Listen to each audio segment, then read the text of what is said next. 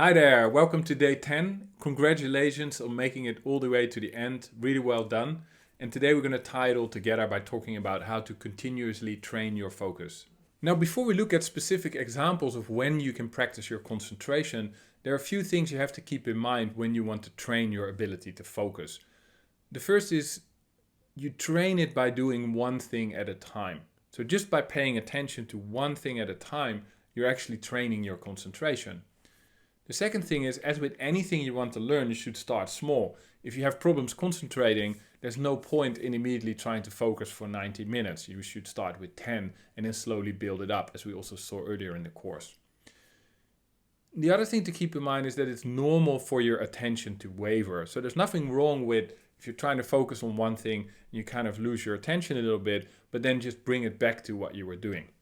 And the last thing is, of course, that you really need to destroy distractions, as we already saw before. But especially if you're training your concentration, you have, of course, no way of succeeding if you have a phone next to you or an email notifications popping in. But if you followed things from before in the course, this should be no problem. So let's look at some specific activities of when and how you can practice your concentration. The beauty of concentration is that we can basically practice it throughout our day, almost from when we get up in the morning to when we go to bed.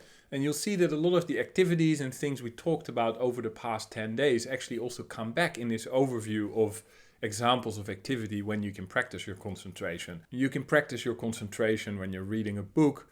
You can practice it by writing, whether you're writing on your blog or you're trying to write a book or you're just writing in your journal. You can practice it when you're eating, just by staying completely mindful of how the food tastes and your environment and not being distracted by other things or letting your mind wander.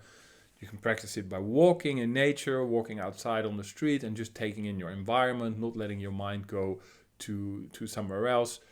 You can practice it by going commando, something we also saw in previous chapters. So by not taking your device and just going even grocery shopping and just staying present in that. You can do it when you're playing, if you're playing a board game or game of cards. You can, of course, do it when you're working and you're using Saint by doing one thing at a time. You can do it when you're playing sports, when you're going to the gym by not bringing your phone and just really being present in the exercise and the sports you're doing. You can do it when you're studying by trying to study a language or trying to study a certain topic. And of course, meditation is a great way of practicing your focus. So it all comes down to engaging in an activity, almost any activity, and then trying to continuously stay fully present in the activity that you're doing. And it sounds really simple, but it's not that easy because your mind will wander and you have to continuously keep bringing it back to what you're doing. And so continuously training your ability to concentrate is the last step in finding your focus. And I've placed here an overview of all the 10 elements that we talked about over the past 10 days.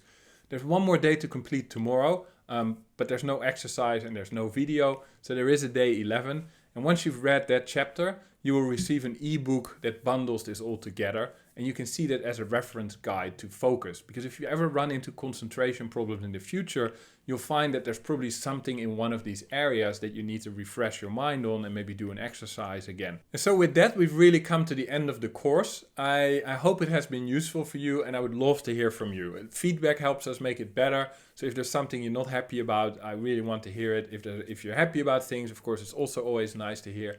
So if you want to take a moment and think about, was it useful in general? Were there specific parts that were really useful and were there specific parts that were not very useful for you? What are things that could have been improved? Things that maybe were not entirely clear? And also maybe were there things that you had hoped to learn but didn't get covered in the course? Those are all things I would love to hear on my email address, tim@saint.com. And also if there are other topics that you would learn about, so whether or not you thought this was great, but if you say, well, I would love to learn about other aspects of productivity or balance, I would love to hear about it. We're planning to develop more courses and we want to do that based on your input and your learning needs. So don't hesitate to send me an email. You can, of course, also message us on Slack. And thanks again for following the course. And I hope to see you around in the learning community or on email and maybe one day in the future in real life. I wish you lots of focus and talk to you soon.